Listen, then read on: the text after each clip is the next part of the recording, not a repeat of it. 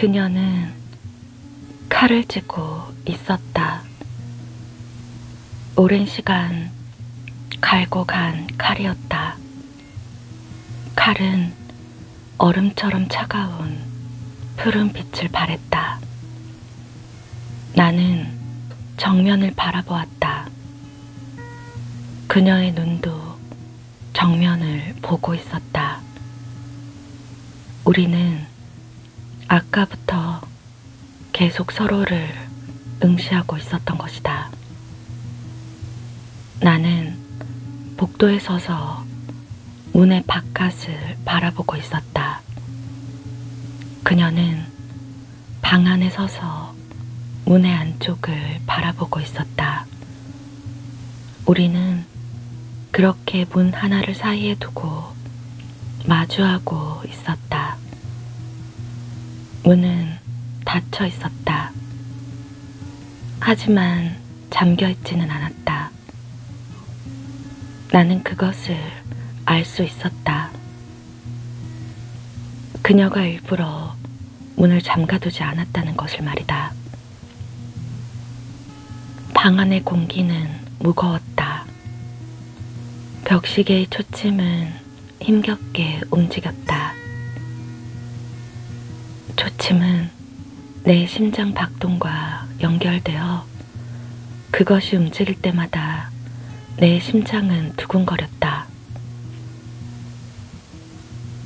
그녀는 기다림과 절망의 끝에 서 있었다.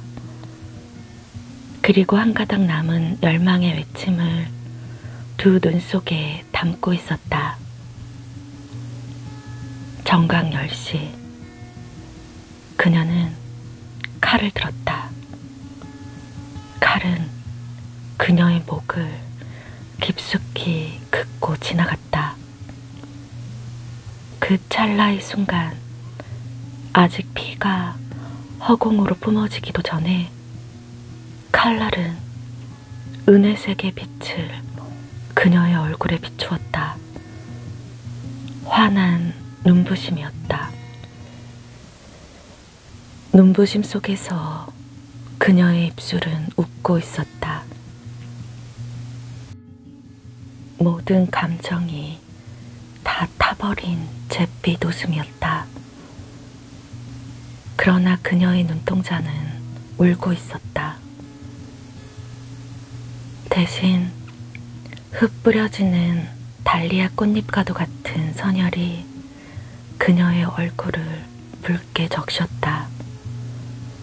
그리고 커튼을, 창문을, 벽지를 온통 피로 물들였다.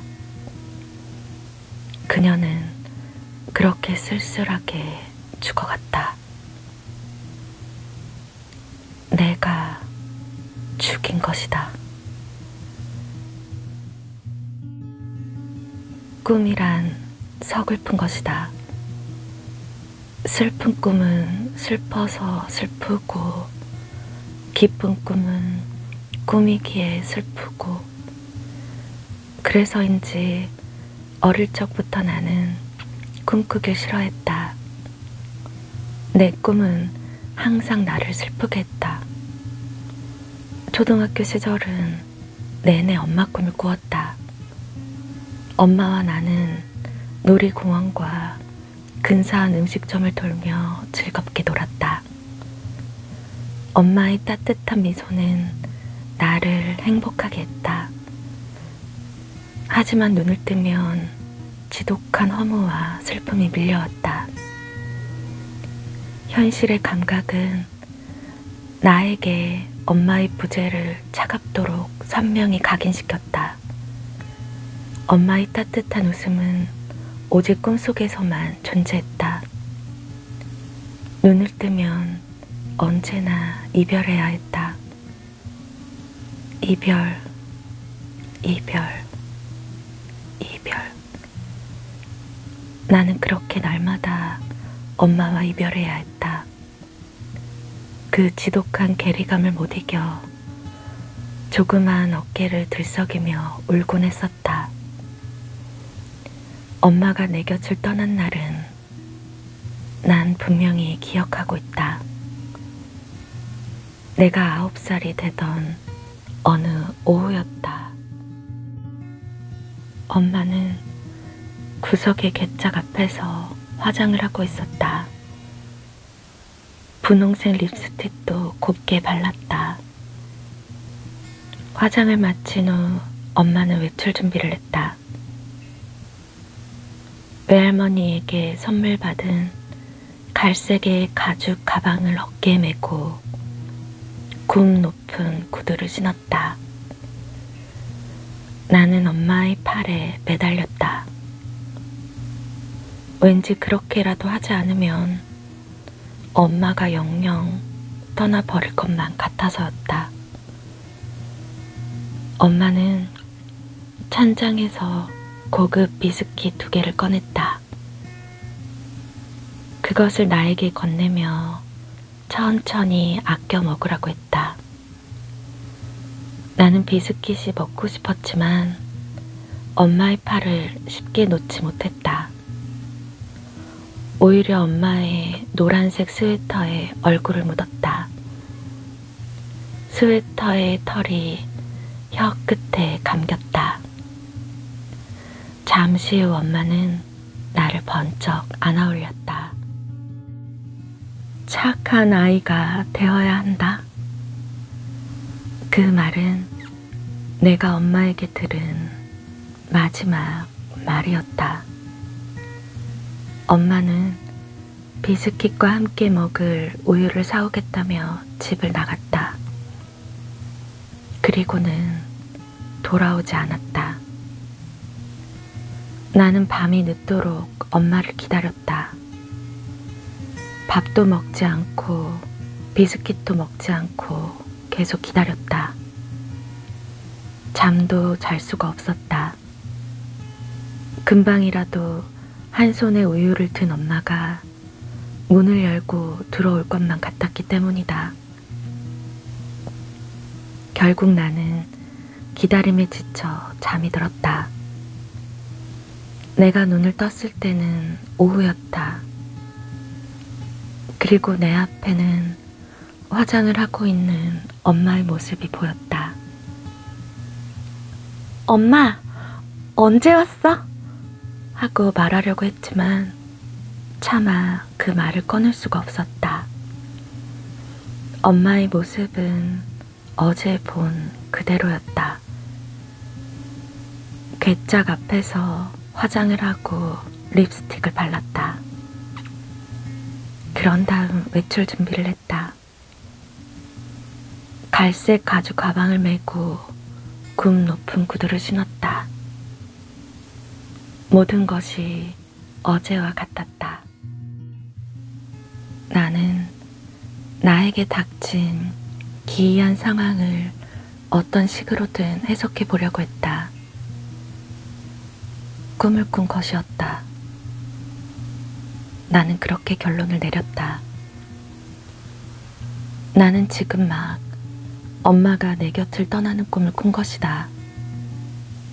그리고 그 꿈은 이제 현실이 되어가고 있다.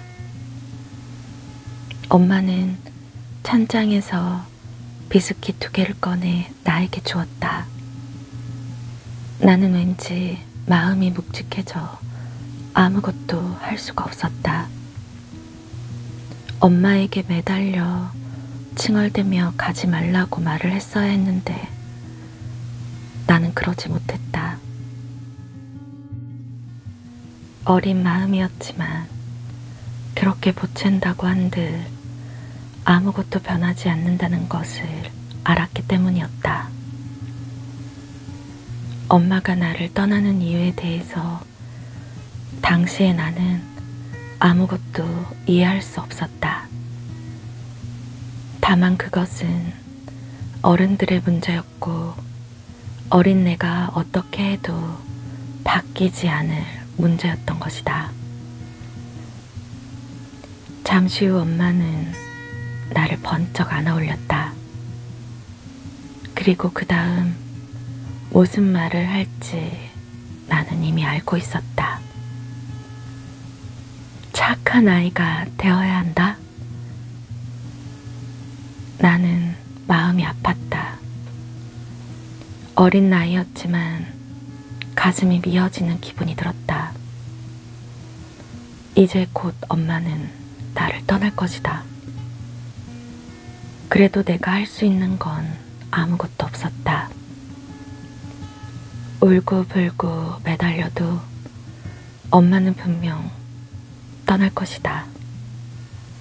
그것은 어른들의 문제다. 아이인 내가 그것을 바꿀 수는 없다. 그렇게 엄마는 내 곁을 떠났다. 그리고는 영영 돌아오지 않았다. 내가 떠나보낸 것이다. 그것이 예지몽이라는 것을 확신하기 시작한 것은 중학교 때부터였다. 그 무렵 나는 공상과학 잡지를 뒤적이며 예지몽의 사례를 스크랩했다. 그리고 내 경우와 비교해 보았다. 그때까지 나는 5번의 예지몽을 꾸었다. 그것을 날짜별로 기록했고 나름 분석도 해보았다. 엄마가 떠나던 날의 꿈을 첫 번째 예지몽으로 해두었다. 그 이전의 기억은 대체로 희미했기 때문이다. 그 후 선생님으로부터 호되게 야단맞은 꿈, 아버지가 차 사고로 죽는 꿈, 이웃에 새로운 사람들이 이사오는 꿈, 지하실에 이틀 동안 갇히는 꿈, 그리고 나는 고등학교 1학년 겨울날 6번째 예지몽을 꾸었다. 당시 나는 시골에서 학교를 다녔다. 아버지가 죽은 후 12살 때부터 삼촌이 있는 시골집에서 살게 된 것이다. 삼촌네는 삼촌과 숙모, 사촌 여동생이 살고 있었는데 모두들 나에게 잘 대해주었다. 내가 다니던 고등학교는 언덕 5개를 넘어야 했다. 물론 버스를 타고 갈 수도 있었지만 나는 늘 걸어 다니며 차비를 용돈 대신으로 모았다. 그 용돈으로 이것저것 살 게 많았던 나이였다. 언제나처럼 공상과학 잡지를 읽으며 천천히 눈밭을 걸었다. 4번째 언덕을 넘었을 때 난 뭔가를 감지했다. 뽀얀 눈길 위에 앞서간 발자국이 길게 이어져 있었다. 묘한 기시감이 들었다. 심호흡을 한번 하고 그 발자국을 뒤쫓았다. 1분 정도 걸어갔을 때 저만치 앞서 걷고 있는 주인공을 발견했다. 눈바람에 기다란 머리카락을 휘날리며 걷고 있는 자그마한 체구의 소녀였다. 나는 보폭을 더 크게 해서 그녀와의 거리를 좁혔다. 기다란 머리카락이 비단결처럼 아름다웠다. 바로 그때 인기척을 느낀 소녀가 천천히 뒤를 돌아보았다. 거기까지였다. 지난밤 정확히 거기까지를 예지몽으로 꾸었다. 소녀가 천천히 뒤를 돌아보는 장면에서 꿈이 깼다.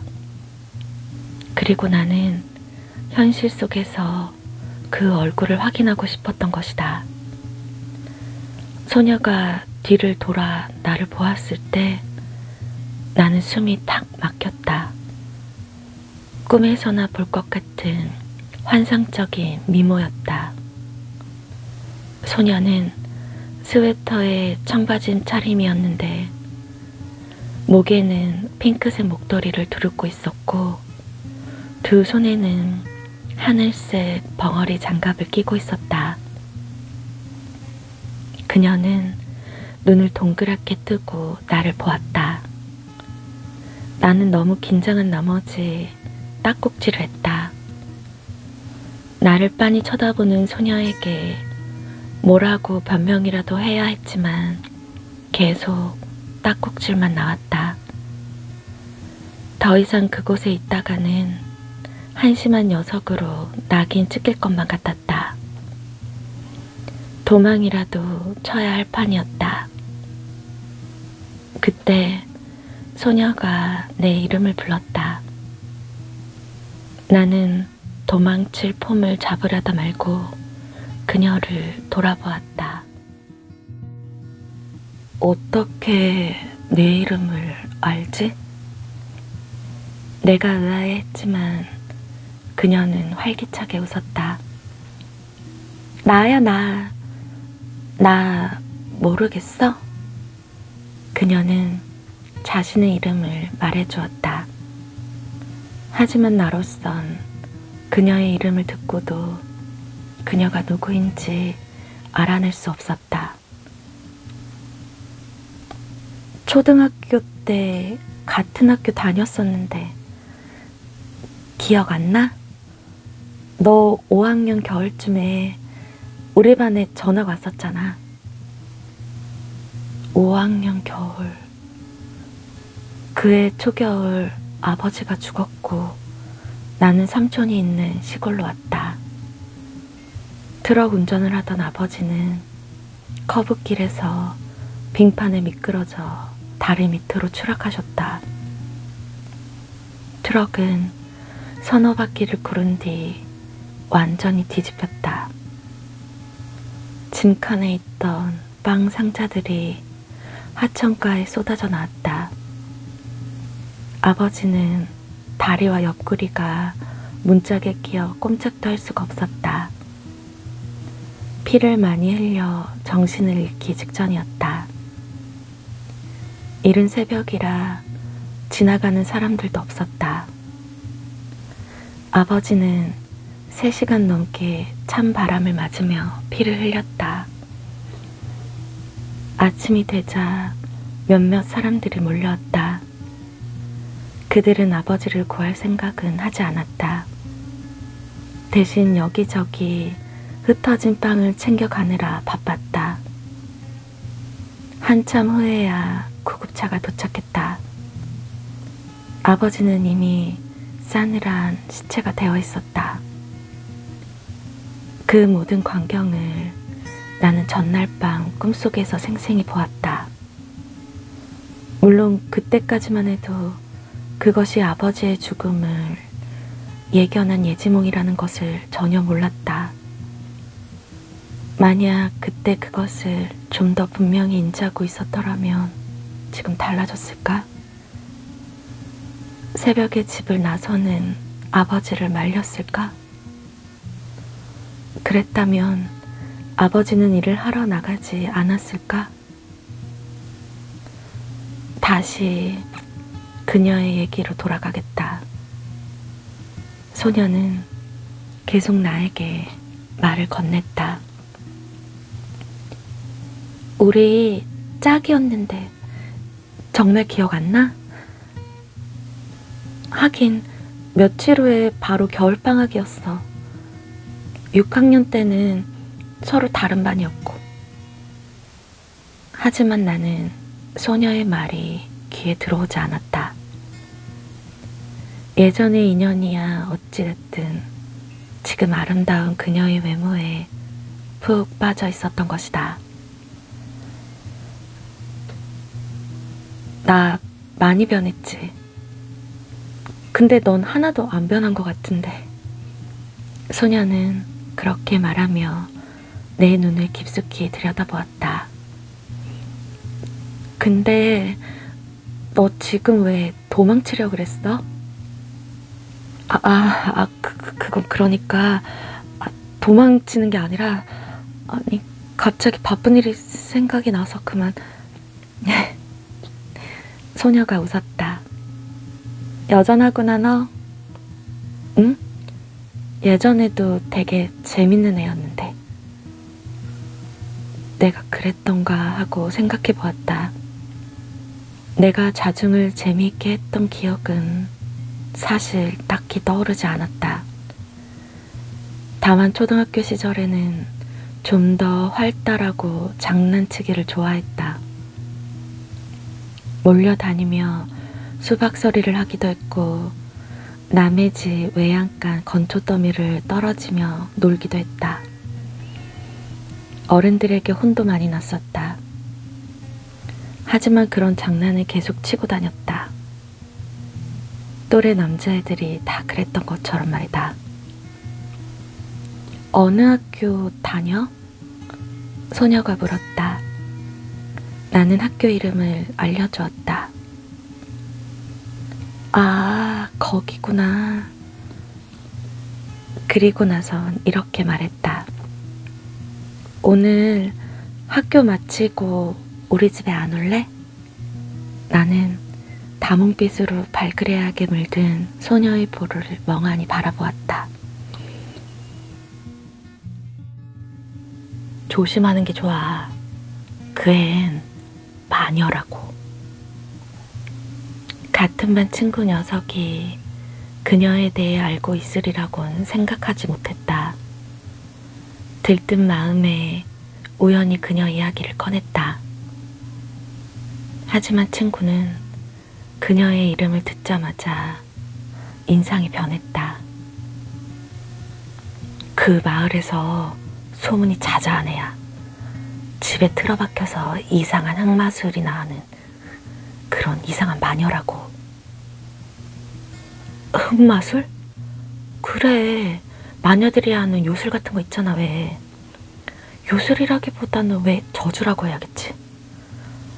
친구는 좀 더 심각한 표정으로 나한테 말했다. 너 진짜 모르는구나. 그의 할머니가 지독한 무당이었잖아. 만나는 사람마다 귀신에 홀렸다고 난리를 친대. 그래서 사람들이 그 할머니를 다 싫어해. 근데 문제는 그 손녀에게까지 그게 갔다는 거야. 친손녀 아니야. 아, 그 애 원래 고아래. 애기 때 길가에 버려졌는데 그 할머니가 데려가서 키운 거래. 그러니까 그 애도 사람들에게 곱게 보일 리가 없잖아. 그래도 그건 그의 잘못이 아니잖아. 그건 그렇지. 아무튼 그 애 자체가 음침한 구석이 있어. 조심해. 음침한 구석? 어릴 적부터 평범한 애들하고는 달랐다는 거야. 늘 구석에서 혼자 지내고 말도 없고 표정 자체가 없었대.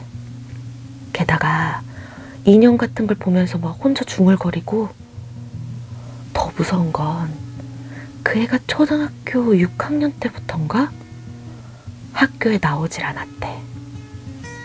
그때부터 본격적으로 마녀 수업을 받기 시작한 거지. 집에 틀어박혀서 이상한 주문 같은 걸 외우고 어떤 때는 무덤가에 앉아서 중얼거리면서 혼자 막 웃기도 하고 그랬다는 거야. 귀신하고 대화하는 것 같은 느낌? 소문에 의하면 한밤중에 무덤을 파서 시체를 먹기도 했대. 뭐라고? 설마. 내가 밑간을 쭈푸리자 친구는 눈을 부릅뜨며 반박했다. 설마가 아니라니까. 야, 그 애 어릴 적부터 자기 살을 조금씩 뜯어 먹었대. 인육에 맛을 들인 거지. 말도 안 돼. 야, 그런 무서운 소리 그만해. 나는 인상을 쓰며 친구를 밀쳐냈다. 친구는 고개를 슬슬 저으며 내 왼손을 붙잡았다. 정 못 믿겠거든. 직접 가서 확인해봐. 확인? 그래. 그 애가 자기 살을 뜯어먹은 흔적 말이야. 지금에 와서 생각해보면 나는 정말로 어리석은 녀석이었다. 내 행동이 조금만 더 신중하고 조금만 더 현명했었더라면 최악의 비극만큼은 막을 수 있었을 텐 말이다. 하지만 후회해봐도 사실 내가 어찌할 수 있는 문제는 아니었다. 모든 것은 내가 아무리 손을 뻗어도 닿지 않는 영역의 문제였던 것이다. 난 그렇게라도 변명해보고 싶었다. 어쨌든 난 어른이 되었다. 꼬마였던 그 시절, 세상은 온통 어른들의 문제로 돌아가고 있다고 믿었던 그 시절, 나는 막연히 어른의 세계를 동경했다. 어른이라면 무슨 문제든 해결할 수 있다고 믿었다. 하지만 막상 어른이 되고 보니 반드시 그런 것도 아니었다. 어른이라고 해서 모든 문제를 웬만히 해결할 수 있는 것은 아니었다. 어른들에게만 주어지는 문제 해결 매뉴얼 같은 것은 없었다. 결국 문제의 해결은 어른이냐 아이냐의 문제와는 무관했다. 그것은 어쩌면 인간이란 아무리 나이를 먹어도 진짜 어른은 될 수 없는 까닭인지도 모른다. 모든 어른은 사실 덩치 큰 어린아이에 불과하다. 아무리 어른인 척 가식과 위선을 떨어도 결정적인 순간에는 비겁하고 나약한 어린아이가 되어버린다. 나 역시 그러했다. 겉으로는 어른인 척 폼을 잡아보았지만 위급한 상황이 닥치면 즉각 어린아이로 돌변해버린다.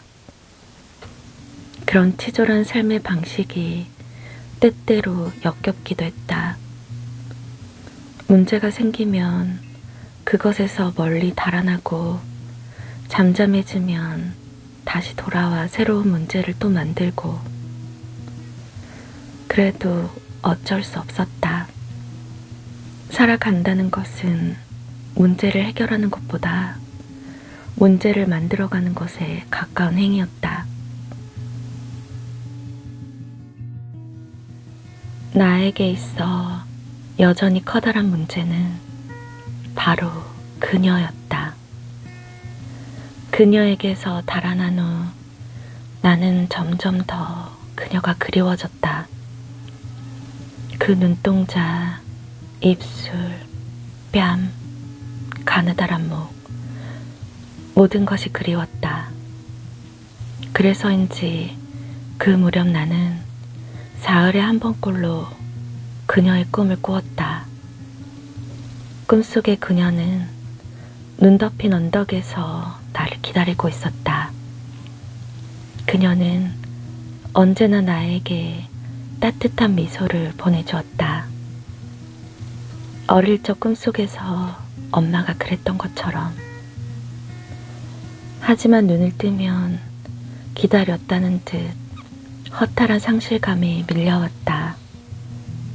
그것은 고통이었고 두려움이었다.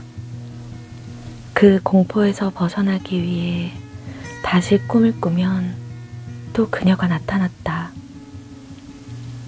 어째서 그녀를 그토록 열망하게 되었는지 나도 알 수가 없다. 어쩌면 죄책감 때문인지도 모른다. 10여 년 전 나는 그녀에게서 도망쳤다. 아니, 비겁하게 달아났다. 그녀에게 상처를 준 것이다. 그러한 죄책감이 그녀에 대한 집착으로 변질된 것이다. 죄책감에서 멀어지기 위해 더욱더 그녀를 생각하게 된 것이다. 304호 실 앞. 나는 노크를 하지 않았다. 아주 자연스럽게 문고리를 돌렸다. 조금 민망한 감정을 감추기 위해 헛기침을 했다.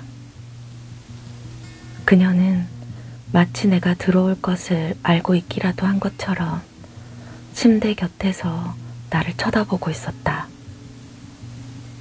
그녀는 긴 생머리에 노란색 스웨터를 입고 있었다.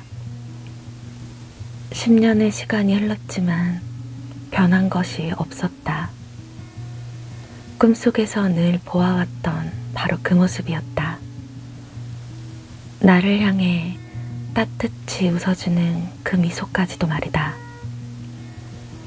천천히 그녀에게 다가갔다.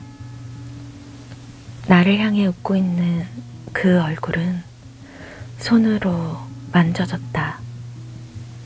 부드럽고 매끄러운 감촉이 손끝에 전달되었다. 그동안 나는 억눌려 왔던 온갖 상념들이 한꺼번에 녹아 없어지는 듯했다. 문제는 사라지고 그녀만이 오롯이 남아있다. 꼭 꿈꾸는 것만 같아. 내가 말했다. 꿈일지 모르지. 그녀가 말했다. 나는 두 손으로 그녀의 어깨를 만졌다. 네 꿈을 꿨어. 누가 한 말인지 알 수 없었다.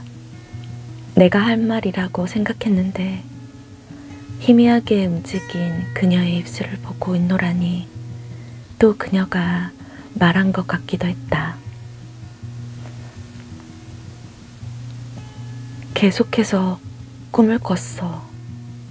꿈을 꾸고 또 꾸고. 왜 자꾸만 내 꿈속에 나타나는 거야? 나는 웃고 있는 그녀를 오래도록 보았다. 어쩐 일인지 그녀의 눈동자 속에는 내가 채 기억하지도 못한 초등학생 5학년 때의 그녀의 모습이 희미하게 그려졌다. 그 어린 소녀의 무척 맑고 순수한 모습을 하고 있었다. 미안해. 허락도 없이 네 꿈을 꿔서. 그 말은 분명히 내가 한 말이었다. 괜찮아. 나도 허락도 없이 네 꿈에 들어가곤 했거든. 그럼 우리 비긴 걸로 하자. 그녀는 고개를 끄덕였다. 6시 퇴근인데 그때까지 기다려줄래? 내가 물었다. 난 언제나 널 기다렸어. 말없이 사라진 쪽은 너였잖아. 이젠 안 그럴게. 그렇게 말하며 나도 모르게 그녀를 꼭 껴안았다. 그녀의 노란색 스웨터에 얼굴을 깊숙이 파묻었다. 스웨터의 털이 혀끝에 감겼다. 그럼 한 가지만 약속해 줄래? 그녀가 조용히 말했다. 이제부터 우린 늘 함께하는 거야. 약속해 줄 수 있어? 나는 그녀의 스웨터에 얼굴을 묻은 채 고개를 끄덕였다. 약속할게. 내가 약속하자 그녀는 두 손으로 내 등을 쓰다듬었다. 그녀는 여전히 벙어리 장갑을 낀 채였다. 6시에 모텔 앞에서 기다릴게. 그때부터 우린 늘 함께하는 거야. 그녀가 내 귀에 속삭였다. 시간이 어떻게 흘렀는지 모른다. 문득 시계를 보니 6시가 되었고 창밖으로는 해가 지고 있었다. 다음 교대 근무자가 왔고 나는 퇴근을 했다. 약속대로 그녀가 모텔 앞에 와 있었다. 그녀는 미니밴 안에서 나를 기다리고 있었다. 어서 와. 그녀가 나를 향해 손짓했다. 그녀의 미니밴에 올라탔다. 그녀는 시동을 켜며 차를 출발시켰다. 어디 가는데? 내가 물었다. 우리 집. 10년 전에도 너 오기로 해놓고선 결국 안 왔잖아. 그녀의 목소리는 나직했지만 어딘지 냉기가 서려 있었다. 그거는 그때 나는 마땅히 변명거리를 생각해내지 못해 당황했다. 도망친 거잖아. 그녀가 나를 보며 말했다. 너 도망친 거잖아. 내가 마녀라서. 어느덧 차는 고속도로를 달리고 있었다. 동쪽에서부터 먹구름이 밀려오며 서서히 비를 예고했다. 너 말이야. 그날 무척 불안해 보였어. 그날 뭔가를 알아차린 거 맞지? 그녀가 그렇게 말했을 때 나는 잠시 정신이 아찔했다. 잠자고 있던 모든 감각들이 나를 세우는 듯 했다. 나는 운전을 하는 그녀를 바라보았다. 운전대를 쥔 그녀의 손, 벙어리 장갑을 낀 손. 미안해. 사실 그날 말이야. 그녀는 계속 말했다. 우리 집으로 가는 길에 넌 내 손을 잡고 걸었잖아. 그때 그걸 알아차린 거지. 그래서 무서워져서 갑자기 도망친 거잖아. 그녀가 차갑게 웃었다. 아니야. 무슨 소리를 그렇게 해. 나 도망친 거 아니야. 괜찮아. 벼랑간 그녀가 장갑을 벗었다. 그리고 나는 그녀의 왼손을 똑똑히 보았다. 손가락이 2개밖에 남아있지 않는 왼손. 엄지와 검지밖에 없는 손. 언젠가 친구가 해주었던 말이 기억났다. 정 못 믿겠거든. 직접 확인해봐. 그 애가 자기 살을 뜯어먹은 흔적 말이야. 차창 밖으로 번개가 치기 시작했다. 차는 이제 고속도로를 벗어나 좁은 언덕길을 달리고 있었다. 여기가 우리 집이야. 그것은 아담한 2층 양옥집이었다. 할머니 재산으로 구입한 거야. 할머니? 할머니는 5년 전에 돌아가셨어. 강도한테 살해당하셨어. 다행히 내 앞으로 남긴 유산이 좀 있었거든. 빗방울이 떨어지기 시작했다. 그녀는 어둠으로 물드는 하늘을 한번 올려다보았다. 비가 많이 내릴 것 같은데 우리 일단 들어가자. 그녀는 앞장서서 걸었다. 뭐라고 딱 부러지게 설명할 수 없는 꺼림직한 그런 느낌. 그런 느낌이 내 발걸음을 무겁게 붙잡았다. 그래도 나는 그녀를 따라 들어갈 수밖에 없었다. 거실은 캄캄했다. 고급스러워 보이는 소파와 책장의 고서들, 그리고 벽에 걸린 실내 장식들이 개개한 어둠에 묻혀 생기를 잃고 있었다. 자, 커피 마셔. 그녀는 따끈하게 끓인 커피 2잔을 가져왔다. 독 같은 거 타지 않았으니까 걱정 말고 그냥 마셔. 안심해도 돼. 그러면서 그녀는 씩 한번 웃었다. 왜 그런 소리를 하는 거야? 너 나 무서워하잖아. 아니야. 내가 왜 널 무서워해. 봐. 지금도 손 떨고 있잖아. 정말로 커피잔을 든 내 손은 미세하게 떨리고 있었다. 괜찮아. 네가 나를 어떻게 생각하든 난 너를 죽이거나 하진 않을 거야. 더 이상 무슨 말을 해야 할지 몰랐다. 그저 머릿속이 캄캄해질 뿐이었다. 어째서 이런 괴이한 상황으로 빠져드는 걸까?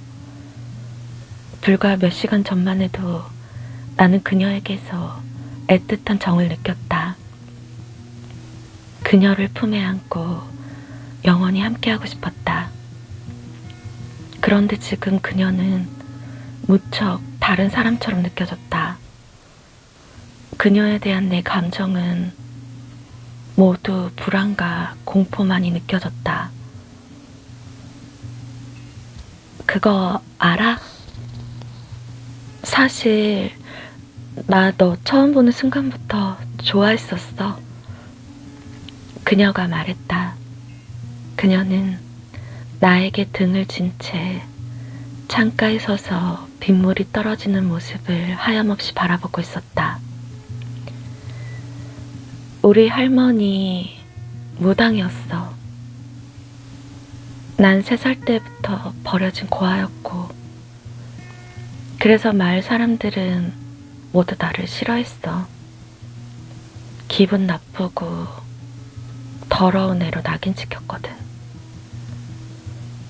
그래서 난 언제나 외톨이였어.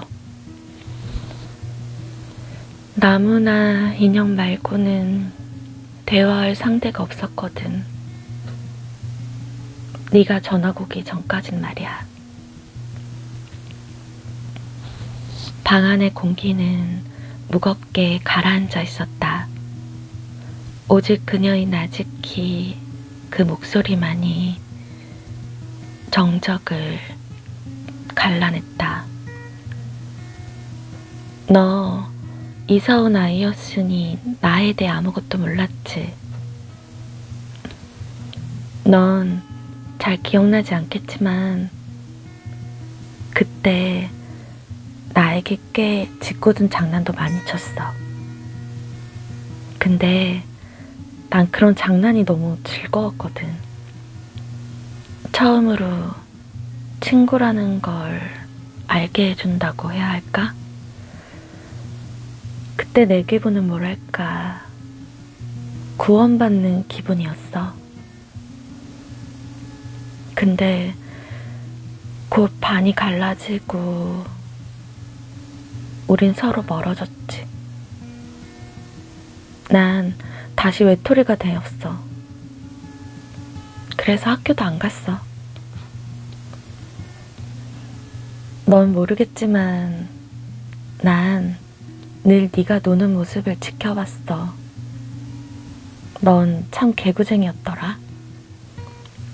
오후만 되면 남의 집 외양간 창고에 들어가서 건초더미 위에서 떨어지는 장난을 곧잘 쳤었지? 기억나?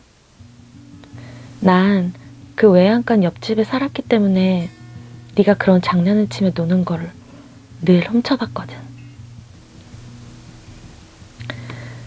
자칫 잘못해서 바닥에 떨어지면 크게 다칠 수도 있는데 말이야. 아무튼 남자들은 개구쟁이야. 그런 위험한 장난이 재밌다고 하는 거 보니까. 그녀는 피식 웃었다. 나는 아무런 대꾸도 없이 그녀의 목소리에만 귀 기울였다. 어느 날이었어. 그 외양간 주인이 무슨 일인지 모르겠는데 여러 개의 대리석을 가지고 왔지 뭐야. 그리고는 건초 더미가 있는 곳에 보관해 두었어. 그런데 곤란한 일이 생겼어. 내가 그 장면을 우연히 목격한 사실도 그렇고, 하필이면 그 대리석이 건초 더미 안에 파묻혀 보이고 있다는 걸 알았거든. 그런데 네가 친구들과 함께 그곳에 몰려와 건초 더미 위에 떨어진 것이라고 그렇고, 하지만 지금 생각해보잖아? 그다지 그렇게 큰 곤란한 일도 아니었던 거야. 내가 너희에게 그 사실을 알리기라도 했으면 너흰 다른 놀이를 하러 갔을 테니까. 하지만 그때 난 일부러 그렇게 하지 않았어. 어리석게도 그 대리석을 하나하나 다 옮겼던 거야. 그런 후에 너희는 아무것도 모른 채 몰려와가지고 건초더미 위에서 떨어지는 놀이를 했지. 난 그 모습을 지켜보고 너희가 돌아가자마자 다시 대리석을 옮겨 놓았던 거야. 그녀는 잠시 말을 멈추었다. 동시에 번개와 천둥이 쳤다. 이 손 그때 다친 거야. 대리석 옮기다가 균형을 잃고 넘어졌는데 날카로운 모서리 부분이 내 손가락을 내리찍었어. 결국 손가락 3개를 잘라내야만 했어. 나는 손에 힘이 잃고 커피잔을 떨어뜨려 버렸다. 빗줄기는 더욱 굵어져 창문을 거세게 두드렸다. 그리고 그녀는 천천히 고개를 돌려 나를 응시했다. 번개가 연이어 내리쳤다. 그 하얀 섬광에 그녀의 얼굴이 드러났다. 그녀는 웃고 있었다. 그 후로 난 환지통에 시달렸어. 손가락에 잘려나간 부위가 전기로 지지는 것처럼 아팠거든. 그러는 동안 나에 대한 소문은 더 악랄해져 갔지. 난 어느새 마녀가 되어 있었어. 인육을 즐기다 못해 자기 손가락까지 먹어치우는 마녀. 미안해. 나는 그런 사실이 있는지 전혀 몰랐어. 아니야, 괜찮아. 그럼 결국 그 모든 것이 나 때문이었구나. 네가 손가락을 다친 것도, 네가 마녀라고 사람들한테 불리게 된 것도 말이야. 미안해. 난 정말 아무것도 몰랐어. 그녀가 미끄러지듯 조용히 다가왔다. 미안해할 거 없어. 이 손은 너 때문이 아니야. 결국 나 때문인 거지. 난 그날도 어김없이 건초더미에서 노는 네 모습을 보고 싶었던 거야. 그녀는 내 얼굴을 어루만지며 웃었다. 나는 그녀의 눈동자를 바라보았다. 그녀는 여전히 눈부시도록 아름다웠다. 알 수 없었다. 기묘하게 흐르는 이 감정의 변화를 말이다. 나는 그녀가 그리웠고 또 그녀가 무서웠고 한편으로는 한없이 그녀를 열망했었다. 무엇이 진짜 내 감정인지는 이제 나도 알 수 없게 되어버렸다. 따라와, 보여줄 게 있어. 그녀는 내 손을 잡고 어디가로 끌고 갔다. 이곳은 지하실에 마련된 넓은 방이 있어. 여긴 아까 약속했잖아. 그녀가 속삭였다. 이제부터 영원히 함께하기로 말이야. 문득 머리가 핑 돌았다. 그건 그렇지만 여기는. 그녀는 성큼성큼 앞서 나갔다. 나는 그녀의 뒷모습을 쫓다가 문득 벽과 탁자에 붙어있는 스크랩들을 보았다. 각종 신문에서 오려낸 기사들이었다. 충격의 연쇄 납치, 연쇄 살인사건. 나는 신문 기사에서 시선을 뗄 수가 없었다. 그것은 요 몇 년간 도시 내외에서 일어난 다양한 연쇄 살인사건에 관한 기사들이었다. 뭘 그렇게 보는 거야? 그녀는 나지막히 말하며 나에게 물었다. 그 끈은 뭐 하려고 그러는 거야? 이 끈? 이제부터 널 묶을 거야. 그녀가 차분한 목소리로 대답했다. 나를? 어째서? 널 이해시키기 위해서. 그게 무슨 소리야? 그보다 너 슬슬 졸리지 않니? 그러고 보니 아까부터 머리가 빙글빙글 도는 느낌이었다. 피로가 몰려오고 몸이 무겁게 내려앉았다. 나는 바닥에 주저앉아 그녀를 쳐다보았다. 그녀는 노끈을 번쩍 들며 나에게 다가왔다. 역시 약기운이 나타나는가 보네. 커피에 꽤 많은 양을 탔거든. 나는 정신을 잃었다. 눈을 떴을 때 난 의자에 앉아 있었다. 손발이 의자와 함께 노끈에 묶여 있었다. 일어났니? 그녀는 내 앞에 있었다. 한 손엔 시퍼런 부엌칼을 쥐고 있었다. 간데 없는 공포가 밀려왔다. 마치 그것이 아리송했던 내 감정의 최후라도 되는 것처럼 말이다. 너 대체 왜 이러는 거야? 무슨 소리야? 우리 함께 하기로 했잖아. 영원히. 그렇지만 이건 아니잖아. 걱정 마. 이건 네 의지가 흔들리지 않도록 하기 위함이니까. 그게 무슨 소리야? 제발 나 좀 풀어줘. 걱정하지 말래도 널 다치게 하진 않을 거야. 난 그저 널 위해 특별한 선물을 준비했을 뿐이야. 선물이라니? 그녀가 대답 대신 천천히 걸어갔다. 정면에는 탁자가 있었다. 탁자는 커다란 천에 덮여 있었다. 영원히 함께 한다는 건 참으로 꿈 같은 일이야. 그렇지? 현실에서는 불가능한 일이지 말이야.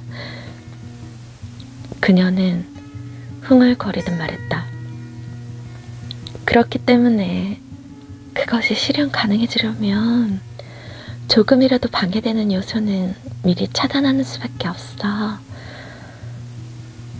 그녀는 한 손으로 칼을 빙글빙글 돌리며 계속 말을 이어갔다. 너 아까 그 신문 기사 봤지? 그 연쇄살인 다 내가 한 거야.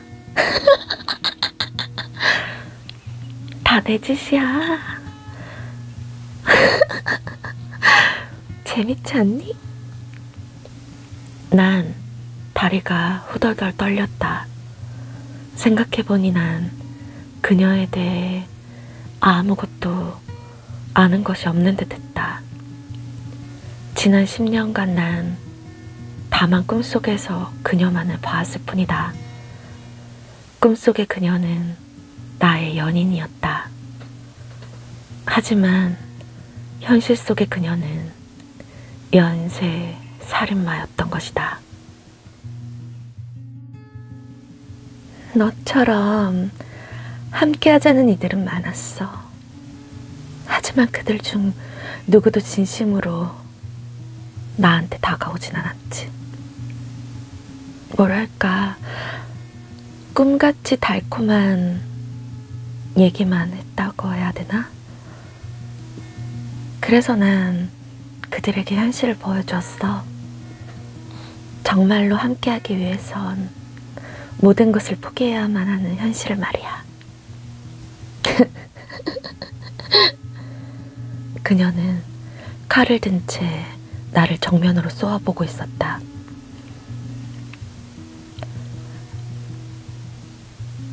난 오직 나뿐이야.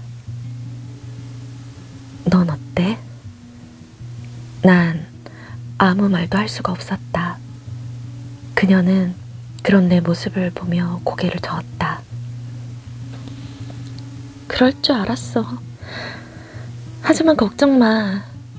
네 의지를 내가 대신 실현해 줄 수 있으니까 말이야. 그렇게 말한 뒤 그녀는 탁자로 다가가 천을 걷어버렸다. 탁자 위에는 반듯하게 누운 3명의 사람이 보였다. 그들은 모두 손과 발이 사슬에 묶여 있었다. 나는 그 얼굴들을 똑똑히 보았다. 맞아. 네 식구들이야. 네 삼촌, 숙모, 사촌 여동생까지.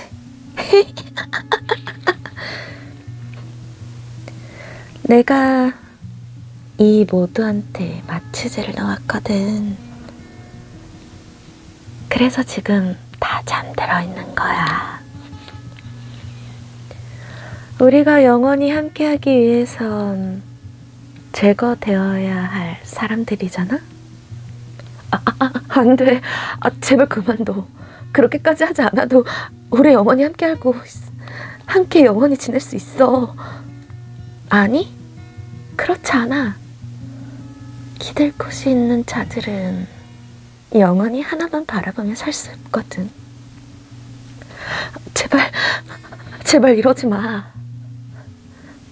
다 우리를 위해서라고.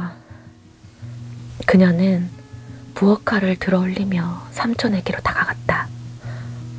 부탁이야. 제발 그만둬.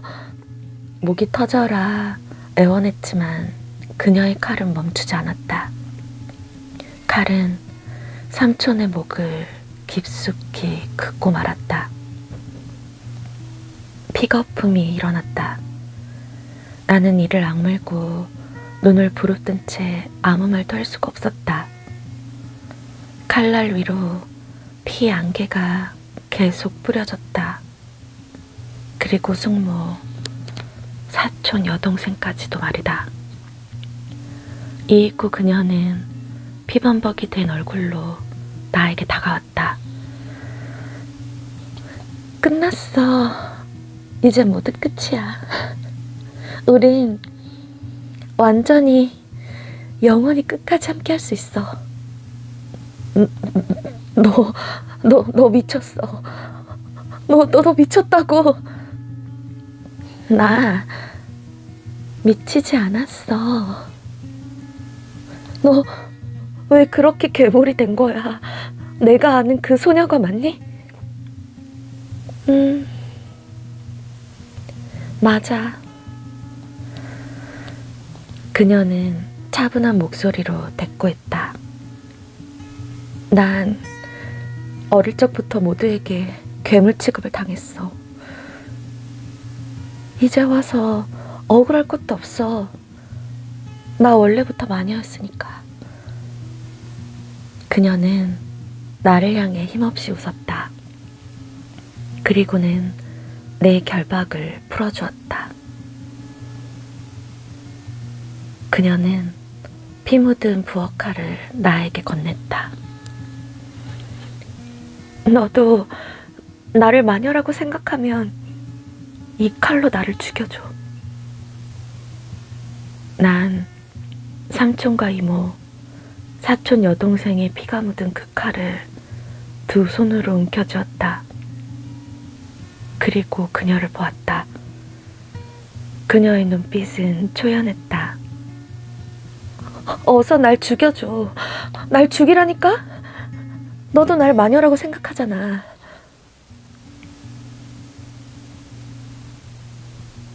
그거 무슨 소리야. 난 너를 마녀라고 생각한 적이 없어. 내가 간신히 물었다. 그녀는 긴 한숨을 내쉬었다. 오늘 아침 10시 네가 그 문을 열어주기 전까진 난 죽을 생각이었어. 그리고 막 목을 그으려고 할 때 네가 들어왔던 거야. 넌 다시 한번 나를 구원해줬어. 그녀는 얼굴에 짙은 비애가 그리워졌다. 난 계속해서 네 꿈을 꾸었어. 그녀의 목소리는 무척이나 쓸쓸했다. 언덕에서 함께 노는 꿈이었지. 진짜 행복했다. 쓸쓸하고 비참했는데 뭔가 현실 따위는 잊게 해주는 그런 개운한 느낌? 하지만 눈을 뜨면 언제나 차가운 현실이 나를 짓눌렀지. 난 슬프고 무서웠어. 꿈은 언제나 깰 수밖에 없다는 사실이 말이야.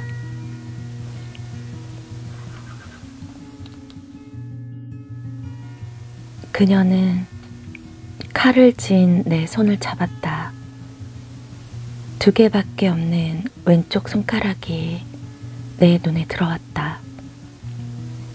그만 나를 죽여줘. 아니면 나는 계속해서 살인을 저지를 거야. 제발 네가 나를 죽여줘. 그녀는 칼을 쥔 내 손을 잡아 끌어 자신의 목에 가져다 댔다. 제발 이대로 끝내고 싶어. 영원히 꿈꿀 수 있게 해줘. 제발 나 좀 죽여줘. 칼끝이 그녀의 목에 닿았다. 머릿속이 빙글빙글 돌았다.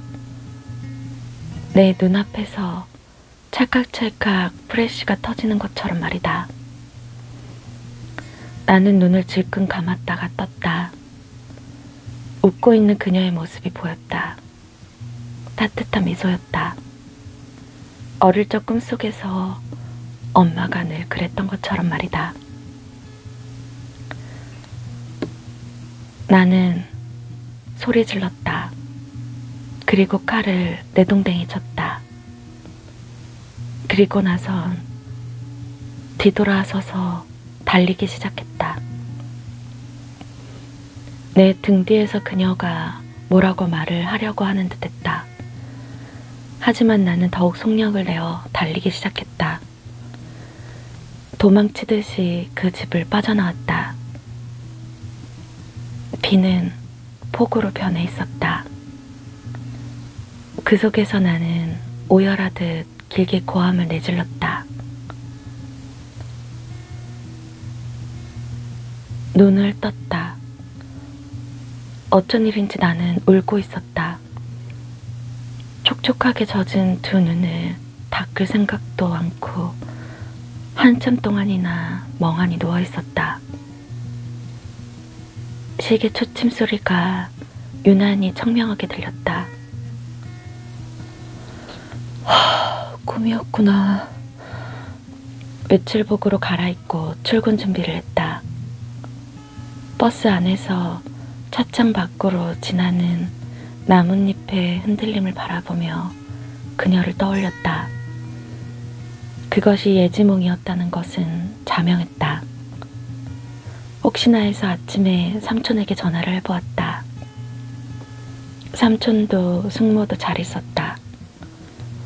사촌 여동생에게도 전화해보았다.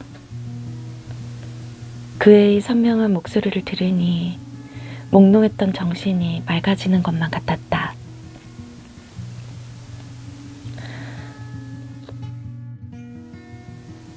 출근하자마자 주임이 나를 불렀다. 이 손님은 아직 체크아웃 전인데 어떻게 된 거야? 글쎄요. 저는 지금 막 교대를 해서 잘 모르겠는데요. 네가 가서 확인해봐. 그리고 건물 주위에 담배 꽁초가 엄청 떨어져 있던데 그것도 좀 줍고 말이야. 네. 나는 모니터로 그녀의 이름을 확인했다. 그리고 건물 밖으로 나가 담배 꽁초를 줍기 시작했다. 꽁초를 모두 줍고 다시 건물로 들어가 천천히 계단을 올랐다.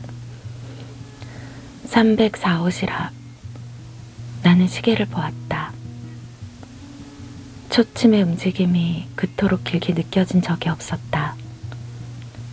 나는 꼼짝도 않고 서서 언제까지고 문만 응시해 보았다. 결국 문을 열지 않았다. 눈물이 쏟아졌다. 나는 너무나도 나약했다. 엄마를 떠나보내면서 아무것도 할 수 없었던 그때의 어린아이처럼 말이다.